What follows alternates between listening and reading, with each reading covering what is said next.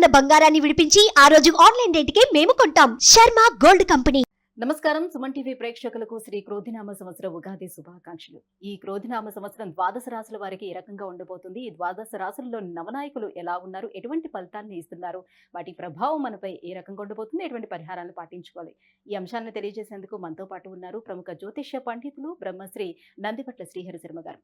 గురుగారు నమస్కారం. వాగర్థావివ సంపృక్తౌ వాగర్థ ప్రతిపత్తయే జగతః పితరౌ వందే పార్వతీ పరమేశ్వరౌ సదాశివసమారంభాం శంకరాచార్య మధ్యమాం అస్మదాచార్య పర్యంతం వందే గురు పరంపరాం. ఆదిత్యాయ చ సోమాయ మంగళాయ బుధాయ చ గురుశుక్ర శనిభ్యశ్చ రాహవే కేతవే నమః. గురుగారు, ఈ క్రోధినామ సంవత్సరం మకర రాశి వారికి ఏ రకంగా ఉండబోతుంది, గ్రహ స్థితిగతులు ఎలా ఉన్నాయి వాళ్ళకి? క్రోధినామ సంవత్సరం పేరులోనే ఉంది. క్రోధము అంటే కోపము వెలిబుచ్చుట, కోపాన్ని ప్రదర్శించుట. గడిచినటువంటి శ్రీ శోభకృతనామ సంవత్సరం, శ్రీ శుభకృతనామ సంవత్సరం 2 సంవత్సరాల్లో కరోనా కష్టాల నుంచి బయటపడినటువంటి మానవులు ఈ క్రోధినామ సంవత్సరంలో కొంత విపత్కర పరిస్థితులు ఎదుర్కొనే అవకాశాలు ఎక్కువగా ఉన్నాయని చెప్పవచ్చు. కారణం ఏంటంటే, పాలించే పాలకులు మంచివాళ్ళైతే ప్రజలు సంతోషంగా ఉంటారు, పాలించే పాలకులు చెడ్డవాళ్ళైతే ప్రజలు ఇక్కట్లు కష్టాలు తప్పవని చెప్పవచ్చు. దీనికి అనుగుణంగానే ఈ క్రోధినామ సంవత్సరానికి రాజు కుజుడు, మంత్రి శని 2 కూడా పాపగ్రహాలే, 2 కూడా బద్ధ శత్రువులే. కాబట్టి పాలకులకి ప్రజలకి మధ్య కొంత ఇబ్బందికర పరిస్థితులు అనేవి ఉంటాయి. ఇవన్నీ కూడా ప్రపంచవ్యాప్తంగా ఉంటాయి. ప్రపంచంలో చాలా దేశాలలో ప్రజలు పాలకులపైన ఆగ్రహ జ్వాలలు, నిరసనలు వ్యక్తపరిచేటువంటి అవకాశాలు ఎక్కువగా ఉంటాయని చెప్పవచ్చు. సాధారణంగా కుజుడు న్యాయానికి ప్రతీక, అలాగే శని భగవానుడు నిష్పక్షపాతానికి, నిజాయితీకి ప్రతీక.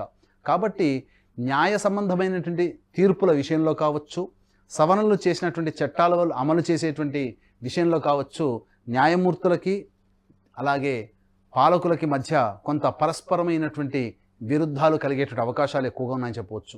అయితే ప్రజల యొక్క నిరసన ఎక్కువగా ఉన్నప్పటికీ భవిష్యత్తు ఆశాజనకంగా ఉంటుంది. ఇది ప్రజల కోసమే ఈ యొక్క చట్టాలు అనేటువంటివి సవరణలు చేయడం జరిగిందని చెప్పి తెలుసుకున్నటువంటి ప్రజలు పాలకుల యొక్క అభిప్రాయానికి ఏకీభవించి నిరసనలు సమాప్తి చేస్తారు.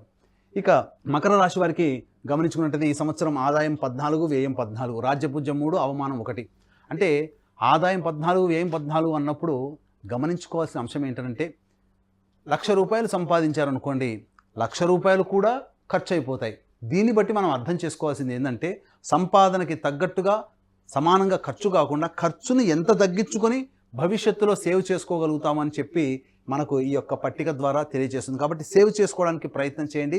అతి అనవసరమైనటువంటి ఖర్చుల్ని తగ్గించుకోండి. ఈ యొక్క మకర రాశిలో జన్మించినటువంటి వారు రాజ్యపూజ్యం 3, అవమానం 1 అన్నప్పుడు మీరు చేసేటువంటి ప్రతి పనిని మీ యొక్క అభివృద్ధిని కోరుకొని, మీ వెన్ను తట్టి ప్రోత్సహించే వాళ్ళు, మీ మంచిని కోరుకునే వాళ్ళు మీ చుట్టుపక్కల ముగ్గురు ఉంటే, మీకు ఇబ్బంది పెట్టేటువంటి విధంగా మీ వెనకాల గోతులు తవ్వేవాళ్ళు ఒకళ్ళు ఉంటారు. కాబట్టి ఆ ఒకళ్ళని కూడా మీరు కనిపెట్టి దానికి అనుగుణంగా మీ యొక్క పనులు చూసుకోండి అయ్యా అని చెప్పి ఈ రాజ్యపూజ్యం, అవమానం ద్వారా మనకు తెలియచేయడం జరుగుతుంది. ఇక గమనించుకున్నట్లయితే ఈ యొక్క మకర రాశి వారికి కుటుంబ స్థానంలో శని సంచారం, తృతీయంలో రాహువు, అలాగే పంచమ స్థానంలో గురువు, సప్తమంలో కుజస్తంభనం అనేటువంటిది 21 అక్టోబర్ 24 నుంచి 21 జనవరి 2025 వరకు ఈ యొక్క కుజస్తంభనం ఏర్పడుతుంది. ఇక నవమ స్థానంలో కేతు యొక్క సంచారం జరుగుతుంది. గమనించుకున్నట్లయితే ఈ యొక్క మకర రాశి వారికి కొంత విభిన్నకరమైనటువంటి పరిస్థితులు అనేటువంటివి ఎదురవుతాయని చెప్పవచ్చు. కారణం ఏంటంటే, ఈ యొక్క కుజస్తంభనం జరగనంత వరకు, అనగా అక్టోబర్ 21వ తారీఖు లోపల ఈ యొక్క మకర రాశి వారికి అన్ని విధాలుగా యోగదాయకంగా ఉంటుందని చెప్పవచ్చు. ఈ అక్టోబర్ 21 తర్వాత కుజుడు స్తంభించి రాశిని వీక్షించడం, అలాగే రాశినాథుడిని వీక్షించడం, ఈ కారణం చేత మకర రాశికి ఒక ప్రత్యేకత ఏంటంటే, ఈ యొక్క మకర రాశికి కుజుడు రాశ్యాధిపతి అయినటువంటి శని కుజుడికి శత్రువు అయినప్పటికీ ఈ యొక్క మకర రాశిలోనే కుజుడు ఉచ్చస్థితిని పొంది ఉంటాడు. కాబట్టి అనూహ్యముగా జాతకంలో జన్మించినటువంటి లగ్న ప్రభావాన్ని అనుసరించి యొక్క మకర రాశిలో జన్మించినటువంటి కొంతమందికి స్త్రీ పురుషులకి అనూహ్యంగా అక్టోబర్ తర్వాత కూడా అభివృద్ధి చాలా కనబడుతుంది. కొన్ని జాతకాలకి అక్టోబర్ తర్వాత కొంత ఇబ్బందికర పరిస్థితి ఉంటుంది. ఏ విధమైనటువంటి లగ్నంలో జన్మించినటువంటి వారికి ఈ యొక్క కుజుడు మకర రాశికి ప్రత్యేకించి యొక్క ద్వాదశ రాశుల్లో ప్రత్యేకించి మకర రాశి వారికి యోగాన్ని కలగచేస్తాడు అని అంటే, అలాగే గురుపాలిత లగ్నాలైనటువంటి మీన, మేష, కర్కాటక, సింహ, వృశ్చిక, ధనస్సు ఈ లగ్నాలలో జన్మించి మకర రాశిలో పుట్టినటువంటి వాళ్ళకైతే అక్టోబర్ తర్వాత చాలా యోగదాయకంగా ఉంటుందని చెప్పవచ్చు. ఎవరైతే శని పాలిత లగ్నాల్లో జన్మించినటువంటి వారు, అనగా వృషభ మిథున, కన్యా, తుల, మకర, కుంభ లగ్నాలలో జన్మించి అటువంటి జన్మించినటువంటి వారికి మకర రాశిలో జన్మించినటువంటి వారికి ఈ యొక్క కుజుడు అవయోగాన్ని కలగచేస్తారు. కాబట్టి లగ్నాన్ని అనుసరించి కాస్త ప్రత్యేకంగా ఈ యొక్క మకర రాశి వారికి కొంతమందికి మంచి, కొంతమందికి చెడు చేసేటువంటి అవకాశాలు ఉంటాయి. అయితే కుటుంబ శని ప్రభావం చేత కుటుంబంలో ఎన్ని కలతలు ఉన్నప్పటికీ కూడా అక్టోబర్ లోపల కొన్ని సమస్యలన్నీ కూడా పూర్తి చేసుకుంటారని చెప్పవచ్చు. తృతీయ రాహు ప్రభావం చాలా చెప్పాలంటే పరాక్రమాన్ని ప్రదర్శించాల్సినటువంటి పరిస్థితి, మీ యొక్క తెలివితేటలకి పదును పెట్టాల్సినటువంటి పరిస్థితి కొన్ని సందర్భాల్లో ఎదురవుతాయని చెప్పొచ్చు. మీకు తెలిసిన వారు మీకు మీ యొక్క కార్యక్రమాల్లో మీకు పరిచయస్తులు, సోదర సోదరుల యొక్క సహాయ సహకారాలు మీకు అందుతాయని చెప్పవచ్చు. ఇక రాశినాథుడికి పంచమ స్థానంలో గురు సంచారం జరుగుతున్నటువంటి ఈ కారణం చేత ప్రధానంగా సంతానపరమైనటువంటి ఇబ్బందులు ఏవైతే ఉంటాయో అవన్నీ కూడా ఒక్కొక్కటిగా తొలగిపోయి సత్సంతానాన్ని పొందేటువంటి అవకాశం ఈ యొక్క రాశి వాళ్ళకి ఉంటుందని చెప్పవచ్చు. ముఖ్యంగా మీరు చేసేటువంటి ప్రతి పని ఆలోచన కూడా మీరు ప్రణాళికాబద్ధంగా రూపొందించుకున్నట్లయితే ఈ యొక్క గురువు యొక్క అనుగ్రహం సంపూర్ణంగా ఉన్నటువంటి కారణం చేత అన్ని పనులు కూడాను విజయ బాటలో నడిపించుకుంటారని చెప్పవచ్చు. అయితే కాస్త అతిబద్ధకం ఏర్పడేటువంటి అవకాశాలు కాబట్టి జాగ్రత్తలు పాటించాల్సినటువంటిది. ఇక కేతువు నవమ స్థానంలో సంచారం చేస్తున్నటువంటి ఈ సందర్భంలో ఈ యొక్క మకర రాశి వారికి కొన్ని విపత్కర పరిస్థితులు అనూహ్యంగా మీద పడేటువంటి అనగా చెప్పపెట్టకుండా కొన్ని సమస్యలు వచ్చి పడతాయి. తద్వారా మీరు ఇబ్బంది పడేటువంటి అవకాశాలు ఎక్కువగా ఉంటాయి. కాబట్టి ముఖ్యంగా న్యాయ సంబంధమైనటువంటి విషయాల్లో మీకు అనుకూలంగా తీర్పు రాదని చెప్పవచ్చు. అలాగే ఎన్నాళ్ళ నుంచో ఎదురు చూస్తున్నటువంటి వారసత్వ పంపకాలు కావచ్చు, లేకపోతే తాత ముత్తాతలకు సంబంధించినటువంటి ఆస్తి వ్యవహారాలు కావచ్చు, ఒక కొలిక్కి రాకుండా ఇబ్బందికర పరిస్థితులు ఎదురవుతాయి. కానీ అక్టోబర్ తర్వాత కుజుని యొక్క వీక్షణ రాశి మీద ఉండడం ఈ కారణం చేత దిగ్బలం చెందినటువంటి కుజుడు స్తంభించిపోవడం కారణం చేత కొంత యోగకారకమైనటువంటి పరిస్థితిని పొందుతారని చెప్పవచ్చు. ముఖ్యంగా ఈ యొక్క మకర రాశిలో జన్మించినటువంటి వారికి రెస్టారెంట్ రంగము, విద్యారంగము, బంగారం వెండి వ్యాపారస్తులు, హోల్సేల్ రంగము, అలాగే బోర్డింగ్ అండ్ లాడ్జింగ్ మరియు ఎఫ్ఎంసీజీ రంగంలో ఉన్నటువంటి వారికి నిరాశ అయితే ఏమీ ఉండదు. ఆశాజనకమైనటువంటి ఫలితాలు అనేటువంటి వస్తాయని చెప్పవచ్చు. అయితే మకర రాశిలో జన్మించినటువంటి రైతులకి ప్రథమార్థం అనగా అక్టోబర్ లోపల వేసుకునేటువంటి పంటలు అధిక దిగుబడి వస్తుంది. అక్టోబర్ తర్వాత చేసేటువంటి పంటలు కమర్షియల్ పంటలుగా ఉన్నట్లయితే మంచి జరుగుతాయని చెప్పవచ్చు. ముఖ్యంగా రియల్ ఎస్టేట్ రంగంలో ఉన్నటువంటి వారికి ఈ యొక్క సంవత్సరం అంతా కూడాను ఆశాజనకంగా ఉంటుంది. చేసినటువంటి ప్రతి ప్రాజెక్టు కూడాను సకాలంలో పూర్తి చేసుకుని లాభాల వాటిలో పయనిస్తారని చెప్పవచ్చు. ఈ యొక్క మకర రాశిలో జన్మించినటువంటి కళారంగంలో ఉన్నటువంటి వారు సినిమా రంగం, నాటక రంగం, అలాగే టీవీ సంబంధించినటువంటి రంగాల్లో, అలాగే ఎలక్ట్రానిక్ అండ్ ప్రింటింగ్ మీడియా రంగంలో ఉన్నటువంటి వారికి కొంత గురుబలం తక్కువగా ఉన్నటువంటి చేత ఎన్ని ప్రాజెక్టులు ఒప్పుకున్న వాటికి తగ్గ సరిపడా మీరు ఆశించిన మేర ధనాన్ని మీరు పొందలేకపోతారని చెప్పవచ్చు. ఈ యొక్క మకర రాశిలో జన్మించినటువంటి విద్యార్థులకి చక్కటి విద్య అనేటువంటిది ఉంటుంది. కాకపోతే బద్ధకము, జ్ఞాపక శక్తి తక్కువగా ఉండడం చేత మంచి ఫలితాలను, మెరుగైనటువంటి ఫలితాలను పొందలేకపోతారు. కాబట్టి దైవానుగ్రహాన్ని పొందే ప్రయత్నం చేయండి.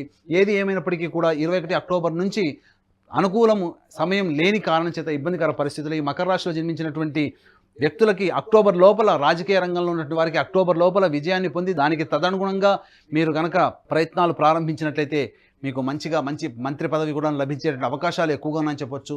ముఖ్యంగా మకర రాశిలో జన్మించినటువంటి వారి యొక్క సంబంధించి ఈ సంవత్సరం అంతా కూడాను ఆరోగ్యం పట్ల శ్రద్ధ వహించాల్సినటువంటి ఇండైజేషన్ అండ్ మరియు అసిడిటీ ప్రాబ్లమ్స్తో ఎక్కువగా ఇబ్బందులు పడేటువంటి అవకాశాలు ఉంటాయి.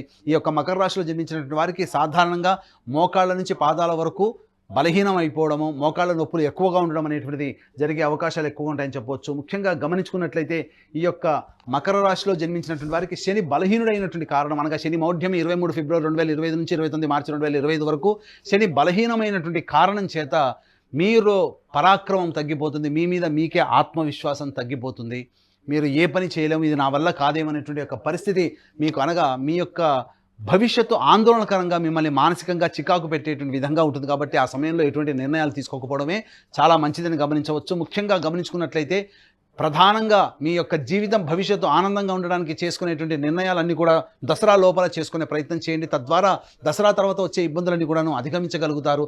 దసరా తర్వాత మీ యొక్క వ్యాపార అభివృద్ధి కానీ, లేకపోతే నూతన ప్రణాళిక కానీ, భవిష్యత్తు ఈ విధంగా ఉండాలని చెప్పి మీరు నిర్ణయాలు తీసుకోవడం కానీ తీసుకున్నట్లయితే తప్పకుండా కొంత ఇబ్బందికర పరిస్థితులు అనేటువంటివి ఉంటాయని చెప్పవచ్చు. ఈ యొక్క మకర రాశిలో జన్మించినటువంటి వారికి వివాహాది శుభకార్యాలు చక్కగా జరుగుతాయి. బంధుమిత్రులతో ఆనందంగా గడిపేటువంటి అవకాశాలు ఎక్కువగా ఉంటాయని చెప్పవచ్చు. సంతానం కలిగేటువంటి అవకాశము, వివాహం కానీ అబ్బాయిలు అమ్మాయిలకి వివాహం జరిగేటువంటి అవకాశాలు ఉంటాయని చెప్పవచ్చు. ఈ యొక్క మకర రాశిలో జన్మించినటువంటి కేంద్ర రాష్ట్ర ప్రభుత్వ ఉద్యోగులకి అనుకూలమైనటువంటి చోట కన్నా వేరే చోట బదిలీ అయ్యేటువంటి అవకాశము, అలాగే ఇంక్రిమెంట్ అవన్నీ కూడా ఆలస్యంగా వస్తాయి. ప్రైవేటు ఉద్యోగస్తులకి ఆశించిన మేర మీకు ఒక పదోన్నతి అనేటువంటిది మీకు లభించకపోవచ్చు. నూతన ఉద్యోగం కోసం ప్రయత్నం చేసేటువంటి వ్యక్తులు ఎవరైనా ఉంటారో వాళ్ళందరికీ కూడాను నామమాత్రమైనటువంటి ఉద్యోగం లభిస్తుంది. కానీ అక్టోబర్ తర్వాత మీరు చేసేటువంటి వృత్తి ఉద్యోగాల్లో మార్పులు చేర్పులు జరిగి మీకు అనూహ్యంగా మీకు మంచి జరుగుతాయని చెప్పవచ్చు.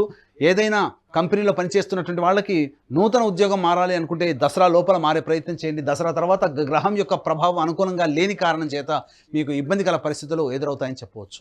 గురుగారు, మరి స్త్రీలకు ఏ రకంగా ఉండబోతుంది వీళ్ళకి? స్త్రీ సంబంధమైనటువంటి విషయాల్లో గనక గమనించుకున్నట్లయితే ఈ యొక్క మకర రాశిలో జన్మించినటువంటి స్త్రీలకి శుభ అశుభ మిశ్రమాలుగా ఉంటాయని చెప్పవచ్చు. ముఖ్యంగా సోదర సోదరీమణుల మధ్య విభేదాలు ఏర్పడే అవకాశాలు అక్టోబర్ తర్వాత గోచరమవుతున్నాయి. మీరు నమ్ముకున్నటువంటి వ్యక్తులే అక్టోబర్ తర్వాత మిమ్మల్ని ముంచేటువంటి అవకాశాలు ఉంటాయి. కాబట్టి జాగ్రత్తగా, ముఖ్యంగా ధనపరమైనటువంటి విషయాలు మీరు జాగ్రత్తలు పాటించాలి. మీ యొక్క పేరుకి కీర్తి ప్రతిష్టలకు ఏ విధమైనటువంటి ఇబ్బంది కలగదు. కాకపోతే మీ పేరు వాడుకొని మీకు అపకీర్తి తెచ్చే వ్యక్తులే మీకు తారసపడుతుంటారు. కాబట్టి వారి యొక్క ప్రవర్తన పట్ల మీరు ఒక కన్నేసి ఉంచడం చాలా మంచిది. నూతన వ్యక్తుల యొక్క పరిచయం వలన కొన్ని ఇబ్బందికర పరిస్థితులు అనేటివి ఎదురవుతాయి. ఇంటా బయట అన్ని రకాలుగా మీరు ఆత్మవిశ్వాసంతో ముందడుగు వేసి మీరు సాధించుకుంటారు. అయితే గృహానికి సంబంధించిన కళ కొంతమేర ఈ సంవత్సరం కాకపోవచ్చు. మీ యొక్క గృహంలో గృహోపకరణాలు, సౌందర్య ఉత్పత్తులకు సంబంధించినటువంటి కూడా కొనుగోలు చేసే అవకాశాలు ఉంటాయి. కాకపోతే వాహనాన్ని నష్టపోయేటువంటి అవకాశం ఉంటుందని చెప్పవచ్చు. అయితే ముఖ్యంగా ఈ రాశిలో జన్మించినటువంటి స్త్రీ పురుషులు ఎవరైనా కానీ తీపి పదార్థాల మీద ఎక్కువగా మక్కువగా ఉంటుంది.